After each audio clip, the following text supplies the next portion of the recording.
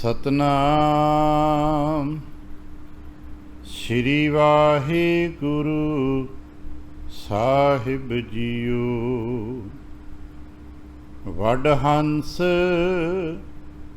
महला पंजवा। प्रभ करण कारण समरथा राम। रख सगल रख जगत सगल दे हथा राम। प्रभ करण कारण समरथा राम। रख जगत सगल दे हथा राम। समरथ शरणा जोग सुवामी। कृपा निध सुखदाता। हाँ कुर्बानी दास तेरे। जिनी एक पछाता। वर्ण चिन्ह न जाए लखिया। कथन ते अकथा। बिनवंत नानक सुनो बिनंती। प्रभ करण कारण समरथा। बिनवंत नानक सुनो बिनंती। प्रभ करण कारण समरथा। वाहिगुरु जी का खालसा वाहिगुरु जी की फतेह। सतगुरु पातशाह साहब जी दे पावन दरबार दियां हाज़रियां भरदियां गुरु पातशाह साहब जी दे अपने ही निज पावन स्वरूप शब्द नाल चित ला के जद आप सावधान ते इकाग्र चीत होए जुड़ मिल बैठे हो। महाराज दियां बेअंत महरहमतां ते वडियाइयां जो सत संगत विच सदा वरतदियां ने। आप उन्हां दे सांझी ते धारणी होए हो। किरपालता करना अपने निर्मल हिरदे चों अरदास करना जो गुरु पातशाह साहब जी रहमत करन। पावन शब्द दी विचार बोलण दा ताण अते विचार दा प्रवाह बख्शण। एक बार आसीस दिंदियां अमृत दृष्टि पा के जपना जी सतनाम श्री वाहिगुरु। गरीब निवास घट घट के वासी श्री अकाल पुरख वाहिगुरु जी का कोटान कोट शुकराना है जो सच्चे पातशाह साहब जी ने कृपा की है। संपूर्ण रैन अपने प्यार ते भाणे विच बतीत कराई है।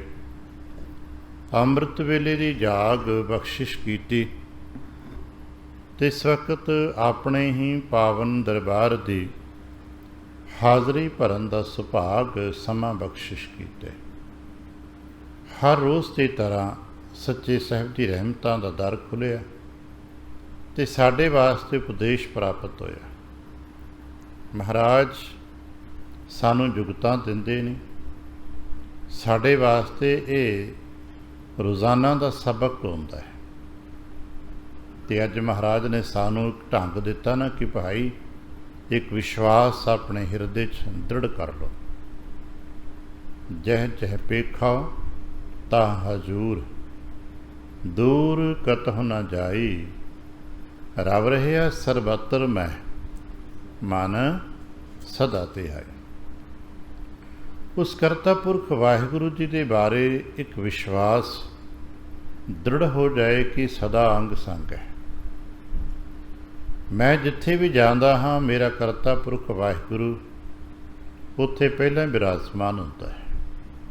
क्योंकि दरअसल उन्हें किते विराजमान भी नहीं होना, ਉਹ ਹੈ। ਉਹ ਤਾਂ ਜਿਵੇਂ ਅਸੀਂ ਕਹੀਏ ਸਾਰੇ ਥਾਂ 'ਤੇ ਜਿੱਥੇ ਜਾਵਾਂਗੇ ਧਰਤੀ ਤਾਂ ਹੈਗੀ ਨਾ, ਜਿੱਥੇ ਜਾਵਾਂਗੇ ਆਕਾਸ਼ ਹੈਗਾ। ਅਸੀਂ ਧਰਤੀ ਅਤੇ ਆਕਾਸ਼ ਦੇ ਵਿੱਚ ਹੀ ਵਿਚਰਾਂਗੇ ਨਾ। ਮਛਲੀ ਜਿੱਥੇ ਵੀ ਜਾਏਗੀ ਜਲ ਮਿਲੇਗਾ ਉਹਨੂੰ। ਅਸੀਂ ਜਿੱਥੇ ਵੀ ਜਾਵਾਂਗੇ ਕਰਤਾ ਪੁਰਖ ਹੀ ਕਰਤਾ ਪੁਰਖ ਮਿਲੇਗਾ, ਕਿਉਂਕਿ ਅਸੀਂ ਉਹਦੇ ਵਿੱਚ ਤਰਦੇ ਹਾਂ। ਹੌਲੀ ਹੌਲੀ ਸਾਨੂੰ ਇਹ ਗੱਲ ਸਮਝ ਆ ਜਾਏ ਵੀ ਕਰਤਾ ਪੁਰਖ ਕੋਈ ਠੋਸ ਆਕਾਰ ਵਾਲੀ ਵਸਤੂ ਨਹੀਂ ਹੈ ਵੀ ਜਿਸ ਨੂੰ ਛੂਹਿਆ ਜਾ ਸਕਦਾ ਹੋਵੇ, ਦੇਖਿਆ ਜਾ ਸਕਦਾ ਹੋਵੇ, ਜਿਸ ਦਾ ਕੋਈ ਤਸਵੀਰ ਕੰਧ ਚਿੱਤਰ ਬਣਾਇਆ ਜਾ ਸਕਦਾ ਹੋਵੇ। ਐਸਾ ਕੁਛ ਨਹੀਂ ਹੈ, ਪਰ ਫਿਰ ਵੀ ਉਹ ਹੈਗਾ। ਉਸ ਨੂੰ ਮੰਨਣਾ ਪੈਂਦਾ ਹੈ। ਕਦੇ ਕਿਸੇ ਮਛਲੀ ਨੂੰ ਪੁੱਛੀਏ ਕਿ ਤੂੰ ਪਾਣੀ ਵੇਖਿਆ, ਸਾਗਰ ਦੇ ਵਿੱਚ ਤਰਨ ਵਾਲੀ ਮਛਲੀ ਨੂੰ ਪੁੱਛੇ ਵੀ ਤੂੰ ਪਾਣੀ ਵੇਖਿਆ, ਤੇ ਸ਼ਾਇਦ ਕਹੇਗੀ ਨਹੀਂ, ਪਾਣੀ ਨਹੀਂ ਵੇਖਿਆ ਕਦੇ। ਪਾਣੀ ਨੂੰ ਮਿਲਣਾ ਚਾਹੁੰਦੀ, ਕਹੇਗੀ ਹਾਂ ਪਾਣੀ ਵੇਖਿਆ ਨਹੀਂ, ਕਿਉਂਕਿ ਪਾਣੀ ਦੇ ਵਿੱਚ ਰਹਿੰਦੀ ਹੈ। ਅਤੇ ਜਿਹਦੇ ਵਿੱਚ ਰਹੀਏ ਨਾ, ਉਹਨੂੰ ਦੇਖਣਾ ਬੜਾ ਮੁਸ਼ਕਿਲ ਹੋ ਜਾਂਦਾ ਹੈ। ਜਿਵੇਂ ਅੱਖਾਂ ਨੂੰ ਪੁੱਛੇ ਵੀ ਤੁਸਾਂ ਸੁਰਮਾ ਵੇਖਿਆ, ਆਪਣੀ ਅੱਖ 'ਚ ਪਾਇਆ ਹੋਇਆ ਸੁਰਮਾ ਤੁਸਾਂ ਵੇਖਿਆ, ਅਤੇ ਗਿਆਨੀ ਤਮਾਮ ਹੁਜਤਾਂ ਕਰਨਗੇ, ਦੇਖੋ ਜੀ ਅਸੀਂ ਡੱਬੇ 'ਚ ਪਿਆ ਦੇਖਿਆ, ਅਸਾਂ ਸ਼ੀਸ਼ੇ 'ਚ ਜਾ ਕੇ ਦੇਖਿਆ। ਨਹੀਂ, ਇਹ ਤਾਂ ਹੁਜਤਾਂ ਨੇ। ਜਦੋਂ ਅੱਖ ਵਿੱਚ ਪਿਆ ਹੋਇਆ ਸੁਰਮਾ ਹੈ, ਕੀ ਅੱਖ ਨੇ ਅੱਖ ਵਿੱਚ ਪਿਆ ਹੋਇਆ ਆਪਣਾ ਸੁਰਮਾ ਦੇਖਿਆ? ਅਤੇ ਜਵਾਬ ਹੈ ਨਹੀਂ। ਫਿਰ ਕੀ ਮਹਿਸੂਸ ਕੀਤਾ? ਸੁਰਮੇ ਦੇ ਵਿੱਚ ਜੋ ਤਾਸੀਰ ਸੀ ਠੰਡਕ ਦੀ, ਉਸ ਨੂੰ ਮਹਿਸੂਸ ਕੀਤਾ। ਉਹਦੇ ਵਿੱਚ ਜੋ ਦਵਾ ਸੀ ਉਸ ਨੇ ਅਸਰ ਕੀਤਾ, ਔਰ ਉਹਦੇ ਸਦਕੇ ਜੋ ਅੱਖ ਦੇ ਰੋਗ ਸੀ ਮਿਟੇ, ਤਾਸੀਰ ਨੇ ਠੰਡਕ ਦਿੱਤੀ। ਇਹ ਚੀਜ਼ਾਂ ਪ੍ਰਾਪਤ ਹੋਈਆਂ ਨੇ, ਪਰ ਵੇਖਿਆ ਕਦੇ ਨਹੀਂ। ਇਸੇ ਤਰ੍ਹਾਂ ਜਿਉਂ-ਜਿਉਂ ਅਸੀਂ ਕਰਤਾ ਪੁਰਖ ਨੂੰ ਮੰਨਣਾ ਸ਼ੁਰੂ ਕਰ ਦਿਆਂਗੇ, ਠੰਡਕਾਂ ਮਿਲਣਗੀਆਂ, ਸਾਡੇ ਰੋਗ ਮਿਟਣਗੇ। ਪਰ ਫਿਰ ਕਹੀਏ ਮੈਨੂੰ ਦਿਸਦਾ ਨਹੀਂ, ਅਤੇ ਭਾਈ ਉਹ ਨਿਰੰਕਾਰ ਹੈ। ਨਿਰੰਕਾਰ ਦਾ ਮਤਲਬ ਹੁੰਦਾ ਜਿਸ ਦਾ ਕੋਈ ਆਕਾਰ ਸਾਡੀ ਸਮਝ, ਮਤ, ਬੁੱਧ, ਮਨ ਤੋਂ ਪਰਾਂ ਹੈ। ਅਸੀਂ ਇਹ ਵੀ ਨਹੀਂ ਕਹਿੰਦੇ ਕਿ ਨਹੀਂ ਹੈ, ਕਿਉਂਕਿ ਨਿਰੰਕਾਰ ਹੈ ਨਾ। ਅਸੀਂ ਨਹੀਂ ਦੇਖ ਸਕਦੇ, ਸਾਡੀਆਂ ਅੱਖਾਂ 'ਚ ਇਹ ਤਾਬ ਨਹੀਂ ਹੈ ਕਿ ਅਸੀਂ ਉਸ ਨੂੰ ਦੇਖ ਸਕੀਏ। ਪਰ ਕਿਉਂਕਿ ਸਾਡੇ ਸਤਿਗੁਰੂ ਕਹਿੰਦੇ ਨੇ ਉਹ ਹੈ, ਇਸ ਕਰਕੇ ਮੰਨਣਾ ਹੈ। ਅਭਿਆਸੀਆਂ ਦਾ ਤਜਰਬਾ ਵੀ ਹੈ, ਹੁਣ ਮੰਨਦੇ ਨੇ। ਮੰਨਦਾ ਇਹ ਨਹੀਂ ਕਿ ਅਸੀਂ ਜਿਵੇਂ ਠੰਡਾ ਪਾਣੀ ਪੀ ਲਿਆ ਅਤੇ ਮਨ ਨਹੀਂ। ਮੰਨਦੇ ਉਸ ਅਵਸਥਾ ਨੂੰ ਇਹ ਨੇ ਕਿ ਜਿੱਥੇ ਜਾਂਦੇ ਹਾਂ ਉੱਥੇ ਕੁਝ ਨਾ ਕੁਝ ਘਟਨਾਵਾਂ ਤਾਂ ਵਾਪਰਦੀਆਂ ਰਹਿੰਦੀਆਂ ਨਾ। ਅਤੇ ਕਦੇ ਵੇਖਿਆ ਜੇ ਉੱਥੇ ਕਿਤੇ ਸਾਡੇ ਨਾਲ ਕੋਈ ਵੱਡੀ ਘਟਨਾ ਵਿੱਚ ਵਾਪਰ ਸਕਦੀ ਸੀ, ਪਰ ਨਹੀਂ, ਬਚ ਗਏ। ਅਸੀਂ ਉਸ ਸਰਕਲ ਦੇ ਵਿੱਚ ਵੜਦੇ ਵੜਦੇ, ਟਕਰਾਉਂਦੇ ਟਕਰਾਉਂਦੇ ਬਚ ਕੇ ਨਿਕਲ ਗਏ। ਆਖਰ ਕੌਣ ਬਚਾਉਂਦਾ ਹੈ? ਕੋਈ ਤਾਕਤ ਹੈ ਨਾ ਸਾਡੇ ਪਿੱਛੇ। ਔਰ ਗਿਆਨੀਆਂ ਨੇ ਟਾਈਮ ਐਂਡ ਸਪੇਸ ਦੇ ਅੱਜ ਕੱਲ੍ਹ ਜੋ ਅਧਿਐਨ ਕੀਤਾ ਜਾ ਰਿਹਾ ਹੈ, ਪੁਰਾਣੇ ਲੋਕ, ਦਾਰਸ਼ਨਿਕ ਲੋਕ ਦੇਸ਼ ਅਤੇ ਕਾਲ ਕਹਿੰਦੇ ਹੁੰਦੇ ਸੀ, ਬਹੁਤ ਬਾਰੀਕੀ ਨਾਲ ਮਿਹਨਤਾਂ ਕਰਨ ਦੀ ਕੋਸ਼ਿਸ਼ ਕੀਤੀ ਹੈ। ਸਾਡੇ ਘਰ ਵੀ ਗੁਰੂ ਪਾਤਸ਼ਾਹ ਨੇ ਇਹਨਾਂ ਨੂੰ ਕਮਾ ਕੇ ਦਿਖਾਇਆ। ਮੇਰੀਆਂ ਥਿਊਰੀਆਂ ਨੇ ਦਿੱਤੀਆਂ, ਨੂੰ ਕਮਾ ਕੇ ਦਿਖਾਇਆ ਕਿ ਦੇਸ਼ ਅਤੇ ਕਾਲ ਦੇ ਰਹੱਸ ਨੂੰ ਜਾਣ ਸਕੀਏ। ਪਰ ਸਾਡੀ ਜਾਤੀ ਕਮਜ਼ੋਰੀ ਹੈ ਕਿ ਅਸੀਂ ਗੁਰਬਾਣੀ ਦੇ ਬਾਰੀਕ ਫਲਸਫੇ ਨੂੰ, ਜਿਹਨੂੰ ਅਸੀਂ ਦਰਸ਼ਨ ਕਹਿੰਦੇ ਗੁਰਬਾਣੀ ਦਾ, ਉਸ ਨੂੰ ਜਾਣਨ ਦਾ ਯਤਨ ਘੱਟ ਹੈ ਸਾਡਾ। ਕੁਝ ਵਿਰਲੇ ਵਿਰਲੇ ਪਿਆਰੇ ਹੋਏ ਨੇ ਜੋ ਮੌਲਿਕਤਾ ਨੂੰ ਮੰਨਦੇ ਰਹੇ ਨੇ। ਉਹਨਾਂ 'ਚੋਂ ਭਾਈ ਸਾਹਿਬ ਵੀਰ ਸਿੰਘ ਦਾ ਨਾਮ ਹੈ, ਪ੍ਰੋਫੈਸਰ ਪੂਰਨ ਸਿੰਘ ਦਾ ਨਾਮ ਹੈ। ਕੁਝ ਹੋਏ ਨੇ ਸਾਡੇ ਗੰਗਾ ਸਿੰਘ ਜੀ ਵਰਗੇ, ਗੰਡਾ ਸਿੰਘ ਜੀ ਵਰਗੇ, ਜਿਨ੍ਹਾਂ ਨੇ ਮਾਣਿਆ। ਬਾਕੀ ਅਸੀਂ ਮੰਨਣ ਤੋਂ ਉਰਾਂ ਰਹਿ ਜਾਂਦੇ ਹਾਂ। ਗੁਰਦੇਵ ਕਿਰਪਾ ਕਰਨ ਅਸੀਂ ਜਾਣ ਸਕੀਏ, ਮੰਨ ਸਕੀਏ, ਹੈ ਉਸ ਦੀ ਨਿਕਟਤਾ ਦੀ, ਤੇ ਗਹਿਰਾਈ ਨੂੰ, ਦੇ ਪਿਆਰ ਨੂੰ, ਦੇ ਅਸੀਸ ਨੂੰ ਮੰਨ ਸਕੀਏ। ਅਤੇ ਜਿਉਂ-ਜਿਉਂ ਅਸੀਂ ਉਹਦੇ ਨਿਕਟਤਾ ਜਾਵਾਂਗੇ ਅਤੇ ਸਾਨੂੰ ਪਤਾ ਲੱਗੇਗਾ ਵੀ ਉਹ ਹੈਗਾ ਹੈ। ਅਤੇ ਕਿਸ ਤਰ੍ਹਾਂ ਦਾ ਹੈ? ਜਿਵੇਂ ਅੱਜ ਕਹਿੰਦੇ ਜੈ ਜੈ ਵੇਖੋ, ਮੈਂ ਜਿੱਧਰ ਦੇਖਦਾ, ਅਤੇ ਜਿੱਧਰ ਦੇਖਾਂਗੇ ਕੀ ਦਿਖੇਗਾ? ਸੰਸਾਰ, ਰੁੱਖ, ਪੌਲ, ਪਾਤੀ, ਮਨੁੱਖ, ਪਸ਼ੂ, ਪਕਸ਼ੀ, ਇਹੋ ਹੀ ਤਾਂ ਮਿਲੇਗਾ ਨਾ। ਜੜ ਤੇ ਚੇਤਨ ਹੀ ਮਿਲੇਗਾ, ਪਰ ਇਸ ਜੜ ਤੇ ਚੇਤਨ ਦੇ ਵਿੱਚ ਜੋ ਜੜ ਤੇ ਚੇਤਨ ਨੂੰ ਕਿਰਿਆਵੰਤ ਕਰਦਾ ਪਿਆ ਹੈ ਉਹ ਆਪ ਹੈ। ਉਹੀ ਤੇ ਜਿਵੇਂ ਅਸੀਂ ਦੇਖਾਂਗੇ ਆ ਪੱਖੇ ਨੇ, ਬਲਬ ਨੇ, ਪਰ ਹੁਣ ਇੱਕ ਪਲ ਵਾਸਤੇ ਹੋਇਆ ਨਾ, ਬਿਜਲੀ ਚਲੀ ਗਈ, ਪੱਖਾ ਤਾਂ ਉੱਥੇ ਹੀ ਰਹਿ ਗਿਆ, ਬਲਬ ਤਾਂ ਉੱਥੇ ਟੰਗਿਆ ਸੀ, ਪਰ ਚਾਨਣਾ ਨਹੀਂ ਸੀ ਦੇ ਰਿਹਾ। ਜੋ ਦਿਸਿਆ ਨਹੀਂ ਉਹ ਚਲਾ ਗਿਆ, ਤੇ ਉਹਦੇ ਸਦਕੇ ਸਭ ਕੁਝ ਦਿਸਣੋਂ ਬੰਦ ਹੋ ਗਿਆ। ਉਹ ਹੈ ਤੇ ਸਭ ਕੁਝ ਦਿਸਦਾ ਹੈ। ਬਿਜਲੀ ਹੈ ਤੇ ਚਾਨਣਾ ਹੈ, ਅਸੀਂ ਦੇਖ ਰਹੇ ਇੱਕ ਦੂਜੇ ਨੂੰ। ਬਿਜਲੀ ਹੈ ਨਹੀਂ ਤੇ ਕੁਛ ਵੀ ਤੇ ਨਹੀਂ ਹੈ, ਸਭ ਕੁਛ ਹੈ, ਪਰ ਦਿਸਣੋਂ ਬੰਦ ਹੋ ਗਿਆ। ਜਿਵੇਂ ਕਰਤਾ ਹੈ ਤੇ ਸਾਨੂੰ ਅਹਿਸਾਸ, ਸੁਣਨਾ, ਬੋਲਣਾ, ਸਮਝਣਾ ਹੈ, ਨਹੀਂ ਹੈ ਤੇ ਕੁਛ ਵੀ ਨਹੀਂ। ਇਸੇ ਕਰਕੇ ਅੱਜ ਦੇ ਪਾਵਨ ਸ਼ਬਦ ਸਾਨੂੰ ਰੁਕੇ ਇੱਥੇ ਗਿਆ ਹੈ। ਅਸੀਂ ਇਸ ਗੱਲ ਨੂੰ ਸਮਝ ਲਈ, ਪ੍ਰਭ ਕਰਨ ਕਾਰਨ ਸਮਰੱਥਾ। ਜੋ ਕਰਤਾ ਪੁਰਖ ਵਾਹਿਗੁਰੂ ਜੀ ਨੇ ਨਾ, ਉਹ ਕਰਨ ਕਾਰਨ ਸਮਰੱਥ ਹੈ।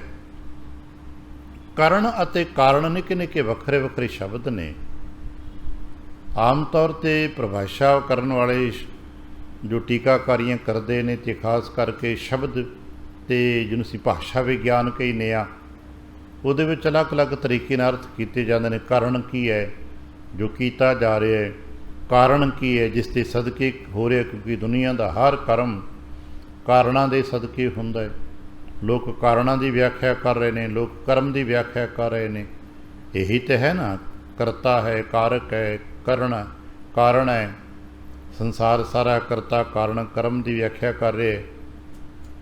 ਪਰ ਮਹਾਰਾਜ ਕਹਿੰਦੇ ਕਿ ਸਮਰੱਥ ਕੌਣ ਹੈ ਇਹਦੇ ਵਿੱਚ? ਕੀ ਕਰਤਾ ਸਮਰੱਥ ਹੈ, ਕੀ ਕਾਰਨ ਸਮਰੱਥ ਹੈ, ਕੀ ਕਰਮ ਸਮਰੱਥ ਹੈ? ਪਤਾ ਲੱਗਾ ਨਹੀਂ। ਨਾ ਤਾਂ ਸਾਡੇ ਤੁਹਾਡੇ ਜਿਹੜਾ ਕੰਮ ਕਰਦਾ ਪਿਆ ਉਹ ਸਮਰੱਥ ਹੈ, ਨਾ ਇੱਥੇ ਜਿਸ ਦੇ ਕਾਰਨ ਦੇ ਸਦਕੇ ਹੋ ਰਿਹਾ ਉਹ ਸਮਰੱਥ ਹੈ, ਅਤੇ ਨਾ ਜੋ ਕਰਮ ਕੀਤਾ ਜਾ ਰਿਹਾ ਉਹ ਕੌਣ ਸਮਰੱਥ ਹੈ, ਜੋ ਇਹਨਾਂ ਤਿੰਨਾਂ ਦੇ ਪਿੱਛੇ ਹੈ। ਅਸੀਂ ਵਿਆਖਿਆਵਾਂ ਕਾਰਨਾਂ ਦੀਆਂ ਕਰਦੇ ਹਾਂ। ਕਿਸ ਕਾਰਨ ਕੀ ਹੋਇਆ, ਕਿਸ ਕਾਰਨ ਕੀ ਹੋਇਆ, ਕਿਉਂ ਗਏ, ਕੀ ਕਾਰਨ ਸੀ, ਕਿਉਂ ਆਇਓ, ਕੀ ਕਾਰਨ ਸੀ। ਸਾਡੀ ਸਾਰੀ ਵਿਆਖਿਆ ਕਾਰਨਾਂ 'ਤੇ ਨਿਰਭਰ ਕਰਦੀ। ਕਿਸ ਕਾਰਨ ਆਇਓ, ਕਿਸ ਕਾਰਨ ਚੱਲੇ ਹੋ, ਕਿਸ ਕਾਰਨ ਕੀ ਹੋਇਆ। ਪਰ ਕਿਤੇ ਗੁਰਬਾਣੀ ਪੜ੍ਹ ਕੇ ਦੇਖੀ, ਮਹਾਰਾਜ ਕਹਿਣ ਲੱਗੇ ਕਾਰਨ ਕਰਤੇ ਵਸ ਹੈ। ਸਾਨੂੰ ਇਹ ਪਤਾ ਲੱਗਦਾ ਵੀ ਸੰਸਾਰ ਦੀ ਸਾਰੀ ਕਿਰਿਆ ਇਹ ਕਰਤੇ ਦੇ ਕਾਰਨਾਂ ਕਰਕੇ ਚੱਲਦੀ ਹੈ, ਪਰ ਕਾਰਨ ਤੇ ਕਰਤੇ ਦੇ ਵੱਸ ਹੁੰਦਾ ਅਤੇ ਉਹ ਕਾਰਨ ਬਣਾ ਲੈਂਦਾ। ਜੋ ਕੁਛ ਉਹਦੇ ਹੁਕਮ 'ਚ ਹੁੰਦਾ ਹੈ, ਜੋ ਉਹਨੇ ਕਰਨਾ ਹੁੰਦਾ ਹੈ ਨਾ, ਉਹਦੇ ਵਾਸਤੇ ਕਾਰਨ ਵੀ ਪੈਦਾ ਹੋ ਜਾਂਦਾ। ਜੇ ਅਸੀਂ ਕਹੀਏ ਕਿ ਹਿਰਣਾਕਸ਼ ਨੇ ਸਾਰੇ ਵਰ ਮੰਗ ਲਏ, ਜਿੰਨੇ ਕੁ ਸੰਸਾਰ ਦੇ ਗਿਆਨੀਆਂ ਨੇ ਮੌਤ ਦੇ ਕਾਰਨ ਦੱਸੇ ਸਨ, ਉਸਨੇ ਆਪਣੇ ਗਿਆਨ ਮਤ ਬੁੱਧ ਦੇ ਸਦਕੇ ਸਾਰੇ ਦੇ ਸਾਰੇ ਕਾਰਨ ਹੱਲ ਕਰਵਾ ਲਏ ਕਿ ਦੇਖੋ ਜੀ ਇਸ ਕਾਰਨ ਕਰਕੇ ਮੇਰੀ ਮੌਤ ਨਾ ਹੋਵੇ। ਜਿੰਨੇ ਕੁ ਗਿਆਨ ਧਿਆਨ ਵਿੱਚ ਆ ਸਕੇ। ਅਸੀਂ ਸੁਣਾ ਲੱਗੇ ਦਿਨਾਂ ਮਰਾਂ ਨਾ ਰਾਤ ਮਰਾਂ, ਨਾ ਅੰਦਰ ਮਰਾਂ ਨਾ ਬਾਹਰ ਮਰਾਂ, ਜੀ ਬਹੁਤ ਸਾਰੀਆਂ ਗੱਲਾਂ ਅਸੀਂ ਸੁਣਾਉਂਦੇ ਹਾਂ। ਜਿੰਨੇ ਵੀ ਮ੍ਰਿਤਿੂ ਦੇ ਕਾਰਨ ਸਨ ਉਹਨੇ ਸਾਰੇ ਹੱਲ ਕਰਵਾ ਲਏ। ਪਰ ਜਦੋਂ ਕਿ ਸਮਾਂ ਆਇਆ ਕਿ ਕਾਰਨ ਕੋਈ ਨਹੀਂ ਸੀ, ਕਾਰਨ ਫਿਰ ਖੜਾ ਸੀ, ਔਰ ਸਾਰੇ ਕਾਰਨ ਹੱਲ ਵੀ ਕਰਤੇ ਸਨ ਉਹਦੇ, ਕਿਉਂਕਿ ਭਗਤੀ 'ਚ ਸੰਕਲਪਿਤ ਸੀਗਾ, ਵਰ ਲੈ ਚੁੱਕਾ ਸੀ, ਪਰ ਝੂਠਾ ਵੀ ਨਹੀਂ ਹੋਣਾ। ਉਸਨੇ ਨਵਾਂ ਹੀ ਕਾਰਨ ਬਣਾ ਲਿਆ, ਅਤੇ ਕਾਰਨ ਵੀ ਉਹ ਬਣਾਇਆ ਆਪਣੇ ਪੁੱਤਰ ਦਾ। ਸ਼ਾਇਦ ਇਸੇ ਕਰਕੇ ਕਹਿੰਦੇ ਨੇ ਕਿ ਨਰਸਿੰਘ ਨੇ ਪ੍ਰਗਟ ਹੋਣਾ ਹੋਇਆ, ਅਤੇ ਨਰਸਿੰਘ ਦਾ ਪ੍ਰਗਟਾਵਾ ਕਿੰਨੇ ਸਮੇਂ ਦਾ ਹੈ? ਸ਼ਾਇਦ 2.5 ਘੜੀਆਂ ਦਾ। ਬਸ ਨਰਸਿੰਘ ਅਵਤਾਰੇ ਤੋਂ ਵੱਡੇ ਨਹੀਂ ਗਏ। ਇਹ ਤੋਂ ਜ਼ਿਆਦਾ ਸਮਾਂ ਕੋਈ ਆਉਣ ਜਾਣ ਅੱਗੇ ਪਿੱਛੇ ਕੋਈ ਘਟਨਾਕ੍ਰਮ ਨਹੀਂ ਗਾ। ਸਭ ਤੋਂ ਥੋੜ੍ਹੇ ਸਮੇਂ ਲਈ ਅਗਰ ਕੋਈ ਅਵਤਾਰ ਪ੍ਰਗਟ ਹੋਇਆ ਤੇ ਨਰਸਿੰਘ ਹੈ। ਲਗਭਗ 2.5 ਘੜੀਆਂ ਦੇ ਵਿੱਚ ਵੀ ਸਾਰਾ ਕੁਝ ਕਰ ਕਰਾ ਕੇ ਵਿਹਲੇ ਹੋ ਗਏ। ਔਰ ਖੁਲਾਸਾ ਸੀ ਪਨਵੰਡ 'ਚ ਬਹੁਤ ਵਾਰ ਪੜ੍ਹਿਆ। ਪਰ ਕਾਰਨ ਕੀ ਹੈ? ਪ੍ਰਹਲਾਦੀ ਰੱਖਿਆ ਅਤੇ ਉਹਨੇ ਹੋਰ ਕਾਰਨ ਵੀ ਬਣਾ ਕੇ ਸਾਰੇ ਮਸਲੇ ਹੱਲ ਕਰਤੇ, ਕਿਉਂਕਿ ਸਮਰੱਥ ਜੋ ਹੋਇਆ। ਇਹ ਉਹਦੀ ਸਮਰੱਥਾ ਦਾ ਇੱਕ ਝਲਕ ਹੈ, ਜਿਸੇ ਕਰਕੇ ਸ਼ਾਇਦ ਸਾਨੂੰ ਰੋਜ਼ਾਨਾ ਦਰਬਾਰ ਸਾਹਿਬ ਤੋਂ ਲੈ ਕੇ ਜਿੱਥੇ ਵੀ ਕੀਰਤਨੀਏ ਬੈਠ ਕੇ ਕੀਰਤਨ ਕਰਦੇ ਨੇ ਸਵੇਰੇ ਆਸਾ ਕੀ ਵਾਰ ਦੇ ਰੂਪ ਵਿੱਚ, ਅਤੇ ਸਾਨੂੰ ਸਮਾਪਤੀ 'ਤੇ ਸਦਾ ਗੁਰੂ ਨਾਨਕ ਦਾ ਬੋਲ ਉੱਚੀ ਉੱਚੀ ਸੁਣਾਇਆ ਜਾਂਦਾ ਹੈ हर जुग जुग भगत पाया पैज रखदा आया राम राजे। ये कहानी सुनाई जाती है, कहानी है, और खास करके दो कहानियाँ भगत प्रहलाद की ते भगत नामदेव जी। क्योंकि जिथे मनुख कह दे अ नहीं हो सकता, करता चाहे तो हो सकता है। बस यही गल साड़ी समझ विच आ जाए। संसार सारा कारणों के आधार पर चलता है। असी क्यों आए, कोई कारण है। असी बच्चे नूं पढ़ने क्यों पाने, कोई कारण है। पढ़ने स्कूल क्यों जाइदा, कोई कारण होंदा है। पर कारण करता पैदा करता है। तो जदों करता पुरख ने कोई कर्म कराउणा हुंदा है साडे तो, उहदे वास्ते वो कारण भी बना दिंदा है। इस करके भगत जन कदे भी करते दे कीते होए ते किंतु परंतु नहीं करते, कि मालिक नूं पता हुंदा कि इहदे वास्ते की कारण पैदा किया जाता है। इस करके कदे भी कारणों नूं दोष मत दिया करिए। दोष किनूं देना फिर? उस वक्त जो सूक्ष्मतर साडे अंदर एक विचार चल रहा हुंदा है, उन्होंने दोष दे सकते हैं। कि चॉइस उदों हुंदी है, उदों भी चॉइस करते ने सानूं दित्ती हुंदी है, वो कर्म खेत्र च हुंदी है। सामने कारण बनाते जाते ने, पिढ़ा दिता जाता है, पर फिर भी 1% साडे वास्ते चॉइस हुंदी भी जा ते जा ना जा। बस इन्नी को करते ने सानूं चॉइस दित्ती है भी तेरे सामने कारण बनाता गया, हालात परिस्थितियां तेरे सामने इहो जिहियां बन गई ने, समा ढुक गया है, पर फिर भी 1% तू जा ते पावे ना जा। जाएगा तो कुछ होर हो जाएगा, नहीं जाएगा तो कुछ होर हो जाएगा, होएगा फिर भी। और होर गहरे जावांगे तो वह भी करते दे हुक्म च हुंदा है, क्योंकि फिर उत्थे भी साडा वस नहीं हुंदा। पर ज्ञान खंड विच उत्थों तक वस सानूं दस्सिया दिता जाता है, और उहदा भुगतान साडे तो लिया जाता है। ज्ञान खंड दे उस कर्म का भुगतान साडे तो, जिन्होंने सिक्खे ने दद्दा है दोष न देओ किसै, दोष कर्मा अपणिया। उस कर्म का दोष हुंदा जो असां चॉइस के रूप में चुनिया हुंदा है।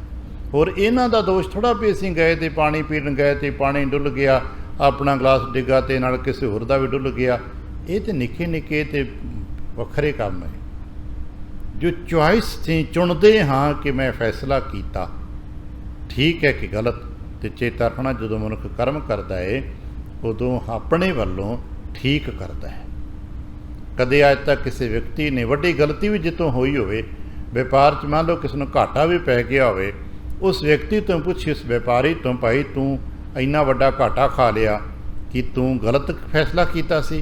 कहेगा नहीं, जब बैठे सां फैसला करन उदों मैनूं ठीक लगा सी, उस घड़ी ये फैसला ठीक लगदा सी तो मैं स्टैप चुक लिया, कदम पुट लिया।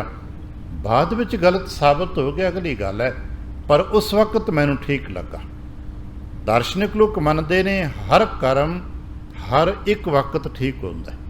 जिवें दुनिया के कदे चुटकुला सुणाते ना कि बंद घड़ी भी एक बार ठीक समा दस देती है, इस तरह हर कर्म का एक एंगल ठीक होंदा है तो मनुख उत्थे खड़ा होंदा है। बस असीं इसे करके गुरु नानक साहिब जी के घर कर्मां की व्याख्या नहीं है, कारणों की भी व्याख्या नहीं है। सानू उपदेश है जिन्ना कर सकते हो चंगा करो ते करके अपना दावा मत करो। सानू इसे करके जुगत है कि जो कर सकते हो समझ आए चंगे तो चंगा करो।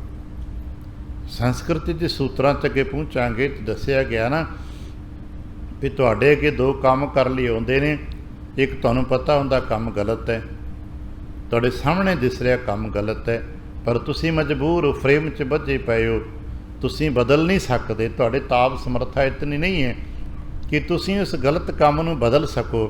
होना भी तुहाडे हत्थों है, तुहानूं पता भी लग गया गलत है, पर बदल सकते नहीं। फिर की करो, उत्थे रुक जाओ, देरी कर सकते हो, उस कर्म नूं करन च देरी कर सकते हो। होर 2-4 पल, होर 2-4 घंटे हो सकदा तुसीं जितनी को तुहाडी समर्था है तुसीं उतनी देरी कर सकते हो। तुसीं 2-4 घंटिਆਂ की देरी कर सकते हो, 2-4 दिनों की देरी कर सकते हो, महीनों की देरी कर सकते हो। इस संसार च हर व्यक्ति के अपने अपने अलग अलग लैवल होणगे। महाराज का बहुत प्यारा वचन है, संस्कृति विलंब पापंग, क्योंकि संस्कृति सूत्रात्मक है, उत्थे निक्के निक्के अखर होंदे, विलंब पापंग। पाप कर्म होने लगा तो विलंब कर दे, देरी कर दे, जितना डिले कर सकदा कर दे। संभावना होंदी है कि शायद अगले पल कोई होर वेव आ जाए तो बदल जाए, तेरे हथों माड़ा कर्म ना होवे। ते दूजा अगला कर्म नह विलंब धर्मं, जे तेरे तो कोई धर्म का कर्म होने लगा है, चंगा पुन का कर्म होने लगा है, तो फिर छेती कर दे। एक कर्म वास्ते देरी कर दे तो एक कर्म वास्ते छेती कर दे। चंगा कर्म होने लगा तो छेती कर, अगर तू देरी कर देती तो मत कितने होर वेव आ गई, कोई होर कारण पैदा हो गया, वो हुणों रह जाएगा। इस करके विलंब पापं नह विलंब धर्मं, पाप कर्म करन लग्या देरी करो जितनी कर सकते हो। सोचो विचारो 10 बार सोचो, 10 बार पुछो, पर जे तुम पता लग गया कि कर्म धर्म का है, चंगा है, पुन है, तो जिन्नी छेती हुंदा कर दिओ। बचन है काल करनता अब है कर, अब करता सोताल। जो कल स करना अज कर दे, जो अज करना हुणे ही कर दे, भुगता दे इस कर्म नूं, क्योंकि तेनों पता होना चाहिए है ये समर्था तेरे विच नहीं है, तेनों तो सिर्फ एक कारक के रूप च वरतिया जा रहा है। कारण किसे दे ने, तू तो एक कारक के रूप च वरतिया जा रहा है। अभ्यासियों को इत्थे पहुँचना पैना है। इत्थे जो कुछ भी वरत रहा है करते का हुक्म है, तो भाई तू की करदा फिरदा है? मैं अपने करते का हुक्म बजा रहा, उहदे हुक्म दे विच खेड रहा, उहदे हुक्म दे विच चल रहा, मेरी अपनी मर्जी नहीं है। असां इत्थे पहुँचना है। काठ की पुतरी कहाँ करे बपुरी, खिलावन हारू जाना है। जैसो भेख करावे बाजी कर, वो तैसो ही साजे आने। पर चेतन समर्थ करता पुरख वाहिगुरू जी आप है। अज सानू ये रुकिया जै जै पेखो तै हजूर है, पर केवल हजूर ही नहीं समर्थ भी जी। मौजूद होना तो समर्थ होना ये दो अलग अलग धारावां ने। कई मौजूद होंदे ने पर समर्थ नहीं होंदे। कई थां ते असीं मौके ते मौजूद होईदा है, पर साडे हत्थ वस कुछ भी नहीं दा। एक तमाशबीन बन के देख रहे हुंदे आ, मौके ते मौजूद हाँ, पर यह करता पुरख मौके ते मौजूद भी है, तो यदी मर्जी तो बिना कुछ होना भी नहीं है। दुनिया के सारे इंतजामात मनुख कर भी लए, पर जे करता पुरख अपने कला वरता देवे तो सब कुछ बदल जाता है। संस्कृत श्लोकां च एक निक्की जी कहानी भी सुनाई ना आपने, कई बार दार्शनिकों तो कथावाचकों तो वो अलग अलग तरीकों के इमोशनल ढंग नाल सुनाई होगी। मैं संकेतक का जिक्र करदा कि एक हिरणी है, एक शिकारी है। शिकारी ने हिरणी नूं मारन वास्ते सारे इंतजाम कर लए, जो कथावाचक अलग अलग तरीके अलग अलग सुनाते हैं। रस्ता एक कहानी बनती है। शिकारी ने हिरणी नूं मारन वास्ते सारे दे सारे जिन्ने को प्रबंध पुख्ता कर सकता सी उन्हें कर लए। हुण हिरणी चार सवेरे देखदी है फसी, इधर भी शिकार, इधर भी जाल, इधर भी कुत्ता, इधर भी तनिया परदे। इंतजाम ने उहदे भजन वास्ते, उहदे दुनियावी तौर पर उहदी जान बचन वास्ते कोई कारण, कोई मौका, कोई रास्ता बाकी नहीं है। तो कहते हैं उस वक्त वो देखो कितना समा होगा, अंदाज़ा लगाइए। एक शिकारी अपने को बंदूक या अपना तीर बिल्कुल तैयार करके बैठा है, तो शिकार को बेचारे को कितना टाइम होएगा? शायद कुछ साह, कुछ पल, कुछ पलों के विच ही उसने साह रोक करता के दुआ की, हे प्रभु बचा लै। तो प्रभु ने बचाने का उद्यम करता, क्योंकि समर्थ जो होया। तो सतगुर कहते ने कि सारे दे सारे कारण धरे रह गए ने, तो हिरणी का बाल तक नहीं बांका होया।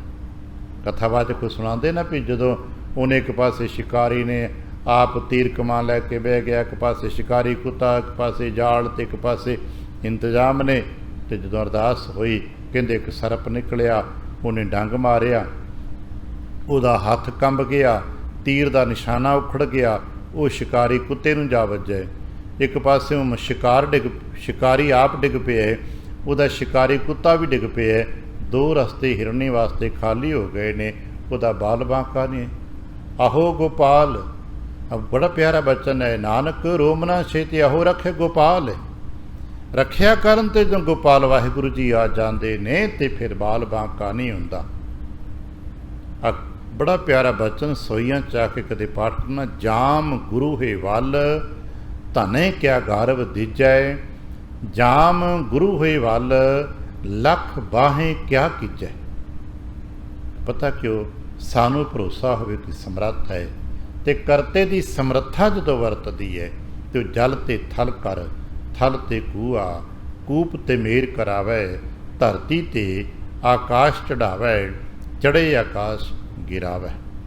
जिन्हां दी गुड़ियां आकाशां विच चढ़दियां ने, अज उन्होंने पुछदा कोई नहीं, ते जिन्हों कल कोई पुछदा कोई नहीं सी, अज उन्होंने सलामां हुंदियां पईयां ने।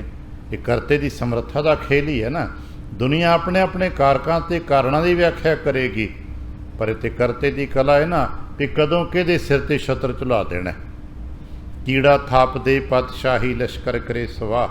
वो निक्के जे कीड़े दे विच एक बल रख देंदा है, वड्डे वड्डे लश्कर सवाह हुंदे ने। आ पिछले 1.5 सालां तो सारा संसार महामारी नूं झल रहा है, ते सारे मन रहे ने कि महामारी है कि एक वायरस ही तो हैगा ना।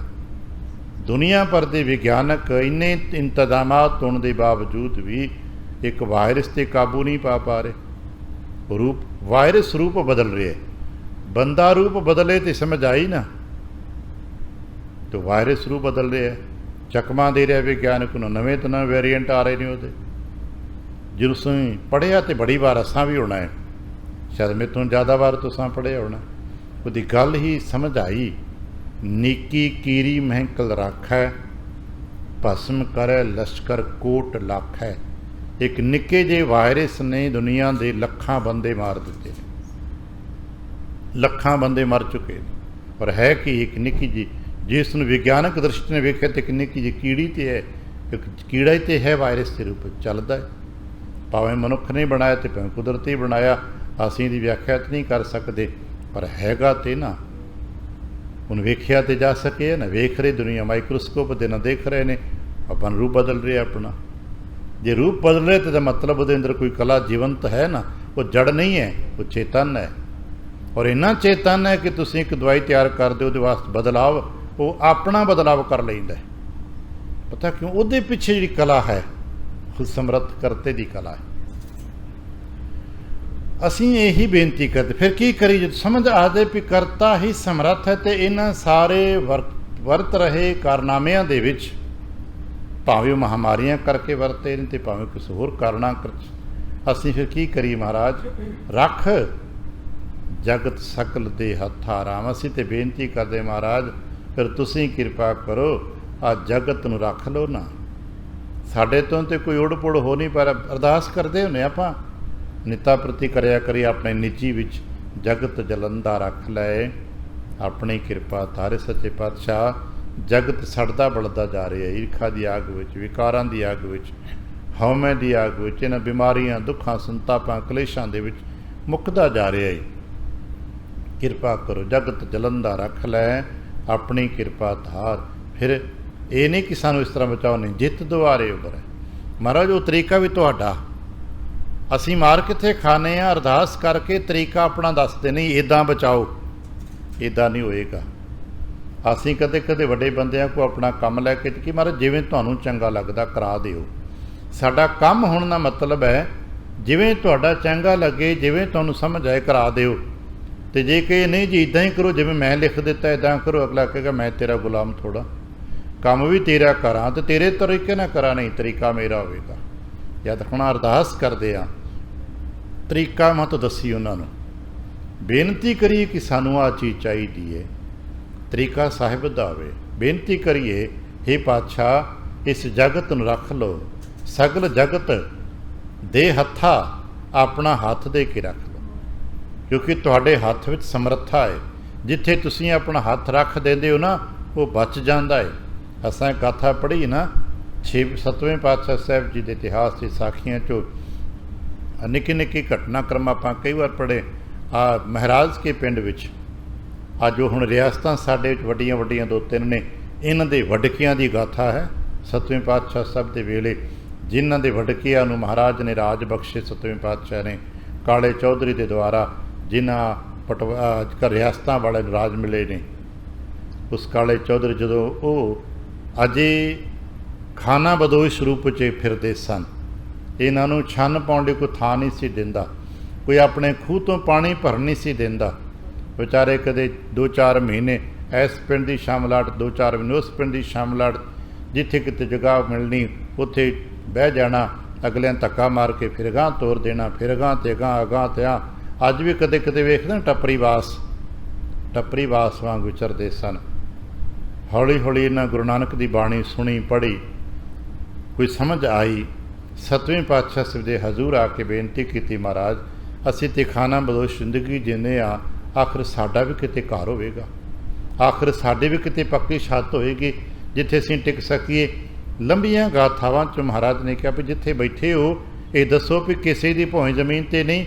ਕਹਿਣ ਲੱਗੇ ਨਹੀਂ ਮਹਾਰਾਜ, ਇਹ ਕਿਸੇ ਜ਼ਮੀਂਦਾਰ ਦੀ ਨਹੀਂ, ਇਹ ਸਾਂਝੇ ਪਿੰਡਾਂ ਦੀ ਸਾਂਝੀ ਦੀ ਜ਼ਮੀਨ ਹੈ, ਕਿਸੇ ਇੱਕ ਦੀ ਮਲਕੀਅਤ ਨਹੀਂ ਹੈ, ਇਹ ਖਾਲਸਾ ਜ਼ਮੀਨ ਹੈ, ਸਰਕਾਰ ਦੀ ਹੈ। ਮਹਾਰਾਜ ਕਹਿੰਦੇ ਬੈਠੇ ਰਹੋ, ਜੇ ਕਿਸੇ ਦੀ ਨਿੱਜੀ ਜੱਦੀ ਨਹੀਂ ਹੈ, ਸਾਂਝੀ ਜ਼ਮੀਨ ਹੈ ਤੇ ਫਿਰ ਬੈਠੇ ਰਹੋ। ਕਹਿਣ ਲੱਗੇ ਮਹਾਰਾਜ ਡਾਢੇ ਆ ਕੇ ਦਬਕੇ ਮਾਰਦੇ ਨੇ, ਮਾਰਦੇ ਕੁੱਟਦੇ ਨੇ।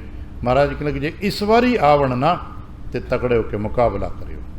ਠੀਕ ਹੈ ਮਹਾਰਾਜ, ਬਚਨ ਲੈ ਲਿਆ, ਮੁਕਾਬਲਾ ਕਰਨ ਆਏ।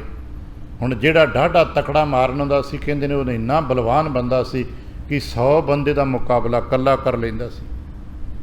ਜੈਤ ਪਿਰਾਣਾ ਉਹਦਾ ਸਾਖੀ 'ਚ ਨਾਮ ਆਉਂਦਾ ਹੈ। ਇੰਨਾ ਤਾਕਤਵਰ ਸੀ ਤੇ ਨਿਰਭੈ ਸੀ ਕਿ ਸਾਹਮਣੇ ਸ਼ੇਰ ਆ ਜਾਏ ਤੇ ਖਾਲੀ ਹੱਥੀਂ ਸ਼ੇਰ ਨੂੰ ਜੱਫਾ ਮਾਰ ਕੇ ਢਾ ਲੈਂਦਾ ਸੀ, ਇੰਨਾ ਤਾਕਤਵਰ ਸੀ। ਤੇ ਜਦੋਂ ਆਮੋ ਸਾਹਮਣੇ ਦੁਆਲਾ ਜੰਗ ਹੋਣ ਲੱਗਾ, ਲੜਾਈ 'ਤੇ ਖੜੇ ਹੋ ਗਏ। ਜਿਹੜਾ 7ਵੇਂ ਪਾਤਸ਼ਾਹ ਤੋਂ ਬਖਸ਼ਿਸ਼ ਲੈ ਕੇ ਗਿਆ ਸੀ ਉਹਦਾ ਨਾਮ ਭਾਈ ਕਾਲਾ ਹੁੰਦਾ ਸਾਖੀਆਂ 'ਚੋਂ। ਭਾਈ ਕਾਲਾ ਤੇ ਜੈਤ ਪਿਰਾਣਾ ਆਪਸ 'ਚ ਲੜਨ ਲੱਗੇ ਤੇ ਇੱਕ ਉਹ ਤਾਕਤਵਰ ਵਿਅਕਤੀ ਜੋ 100 ਬੰਦੇ ਤੇ ਭਾਰੀ, ਤੇ ਇੱਕ ਉਹ ਬੰਦਾ ਜਿਹੜਾ ਕਦੇ ਦਬਕਾ ਮਾਰ ਦੇਵੇ ਤੇ ਘਰ ਛੱਡ ਕੇ ਭਾਜਣ ਨੂੰ ਤਿਆਰ, ਨਾ ਡਰਪੋਕ। ਮਹਾਰਾਜ ਦਾ ਬਚਨ ਲੈ ਕੇ ਲੜਨ 'ਤੇ ਤਿਆਰ ਹੋ ਗਿਆ। ਆਮੋ ਸਾਹਮਣੇ ਆ ਗਏ। ਜੈਤ ਪਿਰਾਣੇ ਨੇ ਬਰਸ਼ੀ ਮਾਰੀ, ਉਹਦੇ ਮੂੰਹ 'ਚ ਵੱਜੀ, ਝਟਕਾ ਤੇ ਲੱਗਾ ਲੇਕਿਨ ਬਚ ਗਿਆ, ਹੋਸ਼ ਵਰਤੀ ਵੀ ਮੈਂ ਤੇ ਬਚ ਗਿਆ, ਮੈਨੂੰ ਕੁਝ ਨਹੀਂ ਹੋਇਆ, ਬਸ ਮੂੰਹ 'ਚੋਂ ਥੋੜ੍ਹਾ ਜਿਹਾ ਖੂਨ ਨਿਕਲਿਆ, 2 ਦੰਦ ਟੁੱਟੇ ਨੇ। ਹਿੰਮਤ ਕਰਕੇ ਤਲਵਾਰ ਚਲਾ ਦਿੱਤੀ। ਤਲਵਾਰ ਐਸੀ ਚੱਲੀ ਕਿ ਜੈਤ ਪਿਰਾਣਾ ਵੱਢਿਆ ਗਿਆ। ਦੁਨੀਆ ਦਾ ਤਾਕਤਵਰ ਬੰਦਾ ਵੱਢਿਆ ਗਿਆ। ਜੈ ਜੈਕਾਰ ਹੋ ਗਈ, ਤੇ ਜੈ ਜੈਕਾਰ ਹੋ ਗਈ ਤੇ ਹੰਕਾਰ ਹੋ ਗਿਆ। 2-4 ਦਿਨ ਮਹਾਰਾਜ ਦੇ ਦਰਸ਼ਨਾਂ ਲਈ ਨਾ ਆਇਆ, ਪਹੁੰਚਿਆ ਹੀ ਨਾ। 5-7 ਦਿਨ ਬਾਅਦ ਪਹੁੰਚਾ ਤੇ ਮਹਾਰਾਜ ਬੈਠੇ ਨੇ ਆਪਣੇ 7ਵੇਂ ਪਾਤਸ਼ਾਹ ਸਾਖੀਕਾਰ ਕੇ ਸਿਖਾਉਣ ਵਾਸਤੇ, ਸਾਨੂੰ ਮੱਤ ਦੇਣ ਵਾਸਤੇ ਸੁਣਾਉਂਦੇ ਹੁੰਦੇ ਨੇ ਸਾਖੀਕਾਰ ਕਿ ਮਹਾਰਾਜ ਨੇ ਉਸ ਵਕਤ ਬੁੱਕਲ ਮਾਰੀ ਲੋਈ ਦੀ ਤੇ ਆਪਣਾ ਖੱਬਾ ਹੱਥ ਲੋਈ ਦੇ ਵਿੱਚ ਰੱਖਿਆ ਹੋਇਆ, ਬਾਹਰ ਨਹੀਂ ਕੱਢਿਆ। ਥੋੜ੍ਹੀ ਦੇਰ ਬਾਅਦ ਗੱਲਬਾਤ ਕਰਦਿਆਂ ਹੋਏ ਮਹਾਰਾਜ ਨੇ ਖੱਬਾ ਹੱਥ ਲੋਈ 'ਚੋਂ ਬਾਹਰ ਕੱਢਿਆ, ਬੁੱਕਲ 'ਚੋਂ, ਤੇ ਦੇਖਿਆ ਖੱਬੇ ਹੱਥ ਦੀ ਤਲੀ ਤੇ ਮਹਾਰਾਜ ਨੇ ਪੱਟੀ ਬੰਨੀ ਹੋਈ ਹੈ। ਪੱਟੀ ਬੰਨੀ ਹੋਈ ਤੇ ਦੇਖ ਕੇ ਕਹਿਣ ਲੱਗਾ ਮਹਾਰਾਜ ਤੁਹਾਡੇ ਹੱਥ 'ਤੇ ਸੱਟ ਪੱਟੀ। ਮਹਾਰਾਜ ਚੁੱਪ ਕਰ ਰਹੇ। ਥੋੜ੍ਹੀ ਦੇਰ ਬਾਅਦ ਫਿਰ ਪੁੱਛਿਆ, ਤੀਜੀ ਵਾਰ ਪੁੱਛਿਆ, ਹੱਸ ਕੇ ਕਹਿਣ ਲੱਗੇ ਕੋਈ ਗੱਲ ਨਹੀਂ, ਚੁੰਝ ਜੀ ਵੱਜ ਗਈ ਸੀ। ਮਹਾਰਾਜ ਆਪਨੇ ਕਿਹੜਾ ਕਰਮ ਕਰਤਾ, ਇੰਨੇ ਸੇਵਾਦਾਰ, ਇੰਨੀ ਸੰਗਤ, ਫਿਰ ਵੀ ਆਪ ਕੋਈ ਕੰਮ ਕਰਨਗੇ? ਕਹਿਣ ਲੱਗੇ ਨਹੀਂ ਇਹ ਤੇ ਜੈਤ ਪਿਰਾਣੇ ਦੇ ਬਰਸ਼ੀ ਦੀ ਚੁੰਝ ਲੱਗ ਗਈ ਸੀ। ਗੱਲ ਸਮਝਾਣੀ ਸੀ ਕਿ ਭਾਈ ਤੂੰ ਨਹੀਂ ਬਚਿਆ, ਇਹ ਤੈਨੂੰ ਗੁਰੂ ਦੀ ਕਿਰਪਾ ਨੇ ਬਚਾਇਆ, ਬਲ ਬਚਾਇਆ।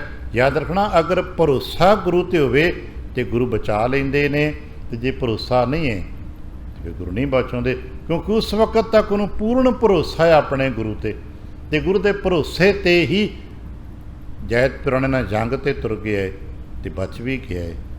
ਅੱਜ ਸਾਖੀਕਾਰ ਕਹਿੰਦੇ ਨੇ ਕਿ ਮਹਾਰਾਜ ਦੇ ਹੱਥ 'ਤੇ ਨਿਸ਼ਾਨ ਹੈ। ਅਸੀਂ ਅਰਦਾਸ ਕਰਦੇ ਹੁੰਦੇ ਹਾਂ ਕਦੇ ਕਦੇ, ਸੱਚੇ ਪਾਤਸ਼ਾਹ ਸਾਨੂੰ ਬਚਾ ਲਓ ਇਸੇ ਤਰ੍ਹਾਂ ਹੀ। ਡੋਲਨ 'ਤੇ ਰਾਖੋ ਪ੍ਰਭੂ ਨਾਨਕ ਦੇ ਕਰ ਹੱਥ। ਉਹ ਹੱਥ ਦਿਸਦਾ ਨਹੀਂ ਹੈ ਸਾਨੂੰ, ਪਰ ਬਚਾਉਂਦਾ ਉਹੀ ਹੱਥ ਹੈ। ਟਕਰਾਉਂਦੇ ਡਿੱਗਦੇ ਅਗਰ ਬਚ ਜਾਣੇ ਕਦੇ ਕਦੇ ਨਾ, ਤੇ ਕੌਣ ਬਚਾ ਰਿਹਾ? ਉੱਥੇ ਸਾਡੀਆਂ ਬ੍ਰੇਕਾਂ ਕਿਹਨ ਲਗਾ ਦਿੱਤੀਆਂ ਨੇ? ਦੂਜਾ ਟਕਰਾਉਂਦਾ ਬਚ ਗਿਆ ਏ, ਤੇ ਵਿੱਚ ਕੌਣ ਆ ਗਿਆ? ਵਿੱਚ ਕੋਈ ਤਾਕਤ ਹੈ ਜਿਹਨੇ ਦੋਨਾਂ ਧਿਰਾਂ ਦੇ ਬ੍ਰੇਕ ਲਗਾ ਦਿੱਤੀ ਹੈ, ਜਿਹਨੇ ਰੋਕ ਦਿੱਤੇ। ਉਹ ਹੱਥ ਹੈ ਕਰਤੇ ਦਾ, ਉਹ ਦਿਸਦਾ ਨਹੀਂ ਹੈ, ਨਾ ਕਾਲੇ ਨੂੰ ਦਿਸਿਆ ਤੇ ਨਾ ਜੈਤ ਨੂੰ ਦਿਸਿਆ। ਉੱਥੇ ਪ੍ਰਤੀਕ ਸਾਡੇ ਸਾਖੀਕਾਰ ਦੱਸਦੇ ਨੇ ਕਿ ਭਾਈ ਕਾਲੇ ਦਾ ਦਿਮਾਗ ਟਿਕਾਣੇ ਲਿਆਉਣ ਵਾਸਤੇ ਮਹਾਰਾਜ ਨੇ ਇਹ ਵਰਤਾਇਆ ਕਿ ਦੇਖ ਭਾਈ, ਜੇ ਗੁਰੂ ਦਾ ਹੱਥ ਨਾ ਹੋਵੇ ਤੇ ਬਚਾਓ ਨਹੀਂ ਹੁੰਦਾ। ਅਸੀਂ ਬੇਨਤੀ ਕਰੀ ਮਹਾਰਾਜ ਤੁਸੀਂ ਕਿਰਪਾ ਕਰੋ ਨਾ, ਤੁਸੀਂ ਤੇ ਸਮਰੱਥ ਹੋ, रख जगत सगल दे हथा राम। फिर किदां बेनती करी सी, समरथ शरणाजोग सुआमी, हे सच्चे पातशाह तुसीं ते समरथ हो, शरणजोग हो। इसे करके पाठ करन वाले पढ़ते हो ना, शरण जोग सुन शरणी आए। ਇੱਥੇ ਕਿਉਂ ਆਣ ਬੈਠੇ ਆ? ਕਿਉਂਕਿ ਸਾਨੂੰ ਇਹ ਵੱਡਿਆਂ ਤੋਂ ਪਤਾ ਲੱਗਾ ਕਿ ਮਹਾਰਾਜ ਜੀ ਦੇ ਕੋਲ ਜੋ ਜਾਂਦਾ ਹੈ ਨਾ, ਮਹਾਰਾਜ ਉਹਦੀ ਲਾਜ ਰੱਖਦੇ ਨੇ। ਸਾਨੂੰ ਵੱਡਿਆਂ ਨੇ ਦੱਸਿਆ ਕਿ ਭਾਈ ਸਤਸੰਗਤ ਜਾ ਅਰਦਾਸ ਕਰੇਗਾ ਤੇਰੀ ਬਾਹੁੜੀ ਹੋਏਗੀ। ਸਾਨੂੰ ਵੱਡਿਆਂ ਤੋਂ ਪਤਾ ਲੱਗਾ, ਸਮਝ ਆ ਗਈ। ਸ਼ਰਨ ਜੋਗ ਸੁਨ ਸ਼ਰਣੀ ਆਏ। ਕਹਿ ਲਗੇ ਸਮਰੱਥ ਸ਼ਰਣਾ ਜੋਗ ਸੁਆਮੀ, ਕਿਰਪਾ ਨਿਧ ਸੁਖ ਦਾਤਾ। ਉਹ ਪ੍ਰਭੂ ਜੀ ਵਾਹਿਗੁਰੂ ਜੀ ਸਮਰੱਥ ਨੇ, ਕਿਰਪਾ ਕਰਦੇ ਨੇ, ਸੁਖ ਦਾਤੇ ਨੇ। ਫਿਰ ਅਸੀਂ ਕੀ ਕਰੀਏ? ਅਸੀਂ ਸਿੱਧੇ ਤੌਰ 'ਤੇ ਵਾਹਿਗੁਰੂ ਕਰਤਾ ਪੁਰਖ ਨੂੰ, ਸ਼ਰਨਯੋਗ ਨੂੰ ਦੇਖਿਆ ਨਹੀਂ, ਜਾਣਦੇ ਨਹੀਂ ਆ। ਕਿਵੇਂ ਮਾਣੀ ਇਹਦੀ ਬਖਸ਼ਿਸ਼ ਨੂੰ? ਕਹਿ ਲਗੇ ਕਮ ਸੇ ਕਮ ਇੱਕ ਕੰਮ ਕਰ ਸਕਦੇ ਹੋ। ਮਹਾਰਾਜ ਕਿਹੜਾ ਕੰਮ ਕਰੀਏ? ਕਹਿ ਲਗੇ ਹਾਂ ਕੁਰਬਾਨੀ ਦਾਸ ਤੇਰੇ ਜਿਨੀ ਏਕ ਪਛਾਤਾ। ਕਮ ਸੇ ਕਮ ਉਹਨਾਂ ਸੇਵਕਾਂ ਤੋਂ ਬਲਿਹਾਰ ਜਾ, ਉਹਨਾਂ ਗੁਰਮੁਖਾਂ ਦੀ ਸੰਗਤ ਕਰ, ਬਲਿਹਾਰ ਜਾ ਉਹਨਾਂ ਤੋਂ ਜਿਨ੍ਹਾਂ ਨੇ ਇੱਕ ਪਰਮੇਸ਼ਰ ਨੂੰ ਪਹਿਚਾਨ ਲਿਆ, ਜਿਨ੍ਹਾਂ ਦੀ ਦ੍ਰਿਸ਼ਟੀ 'ਚ ਇੱਕ ਓੰਕਾਰ ਟਿਕ ਗਿਆ, ਜਿਨ੍ਹਾਂ ਦੇ ਕਰਮ ਕਰਤਵ ਦੇ ਵਿੱਚ ਇੱਕ ਓੰਕਾਰ 'ਤੇ ਭਰੋਸਾ ਟਿਕ ਗਿਆ, ਜਿਨ੍ਹਾਂ ਦੇ ਬੋਲ ਬਾਣੀਆਂ 'ਚ ਇੱਕ ਓੰਕਾਰ 'ਤੇ ਵਿਸ਼ਵਾਸ ਦ੍ਰਿੜ ਹੋ ਗਿਆ। ਕਮ ਸੇ ਕਮ ਉਹਨਾਂ ਦੀ ਸੰਗਤ ਹੀ ਕਰ ਲੈ, ਉਹਨਾਂ ਤੋਂ ਕੁਰਬਾਨ ਬਲਿਹਾਰ ਜਾ। ਭਾਵ ਜਿਤਨੀ ਹੋ ਸਕਦੀ ਹੈ ਉਹਨਾਂ ਦੀ ਸੰਗਤ ਕਰ, ਜਿਤਨੀ ਹੋ ਸਕਦੀ ਹੈ ਉਹਨਾਂ ਦੀ ਸੇਵਾ ਕਰ, ਕਿਉਂਕਿ ਉਹਨਾਂ ਦੇ ਕੋਲ ਇੱਕ ਓੰਕਾਰ ਦਾ ਵਿਸ਼ਵਾਸ ਹੈ ਅਤੇ ਉਹਨਾਂ ਦੇ ਸਦਕੇ ਤੈਨੂੰ ਵੀ ਇੱਕ ਓੰਕਾਰ ਦਾ ਵਿਸ਼ਵਾਸ ਟਿਕ ਜਾਏਗਾ। ਉਹ ਇੱਕ ਓੰਕਾਰ ਦਾ ਸਰੂਪ ਵਰਨ ਚਿਹਨ ਨਾ ਜਾਏ ਲਖਿਆ। ਉਹਨੂੰ ਦੇਖਣ ਨਾ ਜਾਵੀਂ, ਮੰਨਣ ਜਾਵੀਂ। ਕਰਤਾ ਪੁਰਖ ਵਾਹਿਗੁਰੂ ਜੀ ਨੂੰ ਦੇਖਣ ਨਹੀਂ ਜਾ ਸਕਦੇ ਅਸੀਂ। ਕਰਤਾ ਪੁਰਖ ਵਰਨਾ ਚਿਹਨਾਂ ਤੋਂ ਮੁਕਤ ਹੈ। ਵਰਨ ਚਿਹਨ ਸਾਡੇ ਤੁਹਾਡੇ ਹੁੰਦੇ ਨੇ। ਅੱਜ ਜਿਤਨੇ ਅਸੀਂ ਮਨੁੱਖ ਆ ਨਾ, ਸਾਡੇ ਚੱਕਰ ਚਿਹਨ ਹੁੰਦੇ ਨੇ, ਪਰ ਕਰਤਾ ਪੁਰਖ ਵਾਹਿਗੁਰੂ ਜੀ ਦਾ ਕੋਈ ਚੱਕਰ ਚਿਹਨ ਨਹੀਂ। ਨਿਤਨੇਮੀ ਸਵੇਰੇ ਸਵੇਰੇ ਪੜ੍ਹਦੇ ਹੋ ਨਾ, ਚੱਕਰ ਚਿਹਨ ਵਰਨ ਜਾਤ ਰੁਪਾਤ ਨਾਹਿਨ ਜਿਹੇ। ਪੜ੍ਹਦੇ ਹੋ ਨਾ, ਰੂਪ ਰੰਗ ਰੇਖ ਪੇਖ ਕੋ ਕਹਿ ਨਾ ਸਕਤ ਕਹੇ, ਅਚਲ ਮੂਰਤਨ ਭਵ ਪ੍ਰਕਾਸ਼ ਅਮਿਤੋਜ ਕਹੀਜੈ। ਕੋਟ ਇੰਦਰ ਇੰਦਰਾਣ ਸ਼ਾਹ ਸ਼ਾਹਾਨ ਗਣਿਜੈ। ਉਹਨੂੰ ਵੇਖਣ ਨਹੀਂ ਜਾ ਸਕਦੇ ਨਾ, ਉਸ ਦੀ ਸ਼ਾਨ ਨੂੰ ਮੰਨਣ ਜਾ ਸਕਦੇ, ਆਨੰਦ ਲੈਣ ਜਾ ਸਕਦੇ ਹਾਂ। ਵਰਨ ਚਿਹਨ ਨਾ ਜਾਏ ਲਖਿਆ, ਕਥਨ ਤੇ ਅਕਥਾ। ਕਹਿ ਵੀ ਨਹੀਂ ਸਕਦੇ ਕਿੰਨਾ ਵੱਡਾ ਹੈ। ਕਿੰਨਾ ਕੁ ਵੱਡਾ ਦੱਸੋਗੇ? ਇੰਨਾ ਵੱਡਾ ਨਹੀਂ, ਨਹੀਂ ਪਰੇ ਤੋਂ ਪਰ ਹੈ ਮਹਾਰਾਜ, ਪਰੇ ਤੋਂ ਪਰੇ। ਜਿੱਥੋਂ ਤੱਕ ਸਾਡੀ ਸੋਚ ਮਤ ਬੁੱਧ ਜਾਏ ਉਹ ਹੋਰ ਪਰੇ ਹੈ। ਆਸਮਾਨ ਦੇਖੀਏ, ਲੱਗਦਾ 2-2.5 ਮੀਲ ਜਾ ਕੇ ਨਾ ਅਸਮਾਨ ਤੇ ਧਰਤੀ ਮਿਲ ਗਏ ਹੋਣੇ ਆ, ਪਰ 2-2.5 ਮੀਲ 10 ਮੀਲ ਜਾ ਕੇ ਦੇਖੋ ਹੋਰ ਅੱਗੇ, ਹੋਰ ਅੱਗੇ। ਇਹ ਸਿਲਸਿਲਾ ਮੁੱਕਣਾ ਹੀ ਨਹੀਂ। ਸ਼ਾਇਦ ਤੁਰਦੇ ਤੁਰਦੇ ਧਰਤੀ 'ਤੇ ਗੁਲ ਚੱਕਰ ਕੱਟ ਕੇ ਇੱਥੇ ਆ ਜਾਵਾਂਗੇ, ਪਰ ਆਸਮਾਨ ਤੇ ਧਰਤੀ ਦੇ ਮਿਲਣਾ ਸਿਲਸਿਲਾ ਨਹੀਂ ਕਦੇ ਮੁੱਕਣਾ। ਇਹ ਅਕਥ ਹੈ, ਇਹਦੀ ਵਿਆਖਿਆ ਨਹੀਂ ਹੈ। ਫਿਰ ਕੀ ਕਰੀਏ ਕਿ ਮਹਾਰਾਜ ਕੇ ਲਈ ਇੱਕ ਬੇਨਤੀ ਕਰੋ, ਬਿਨਵੰਤ ਨਾਨਕ ਸੁਣੋ ਬੇਨੰਤੀ। ਇਹ ਤਾਂ ਅਰਦਾਸ ਕਰਿਆ ਕਰੋ, ਸੱਚੇ ਪਾਤਸ਼ਾਹ ਸਾਡੀ ਇੱਕ ਬੇਨਤੀ ਸੁਣ ਲਓ। ਪ੍ਰਭ ਕਰਨ ਕਰਨ ਸਮਰੱਥਾ, ਹੇ ਸਮਰੱਥ ਸ਼ਰਨਯੋਗ ਸੁਆਮੀ। ਕਹਿ ਸਕੇ ਤੂੰ ਕਰਨ ਕਾਰਨ ਸਮਰੱਥ ਹੈ ਕਰਤੇ, ਮੈਂ ਤੁਝ ਬਿਨ ਅਵਰ ਨ ਕੋਈ। ਗੁਰਦੇਵ ਕਿਰਪਾ ਕਰਨ ਅਸੀਂ ਅਰਦਾਸ ਕਰ ਸਕੀਏ ਸਮਰੱਥ ਕਰਨ ਕਾਰਨ ਕਰਤਾ ਪੁਰਖ ਵਾਹਿਗੁਰੂ ਚਰਨਾਂ 'ਚ, ਅਤੇ ਸਾਡੀਆਂ ਬਖਸ਼ਿਸ਼ਾਂ ਸਾਨੂੰ ਪ੍ਰਾਪਤ ਹੋ ਸਕਣ। ਭੁੱਲ ਚੁੱਕ ਦੀ ਖਿਮਾ, ਆਸੀਸ ਅਤੇ ਪਿਆਰ ਦਿੰਦੀਆਂ ਫਤਿਹ ਬੁਲਾਵਣਾ ਜੀ। ਵਾਹਿਗੁਰੂ ਜੀ ਕਾ ਖਾਲਸਾ, ਵਾਹਿਗੁਰੂ ਜੀ ਕੀ ਫਤਿਹ।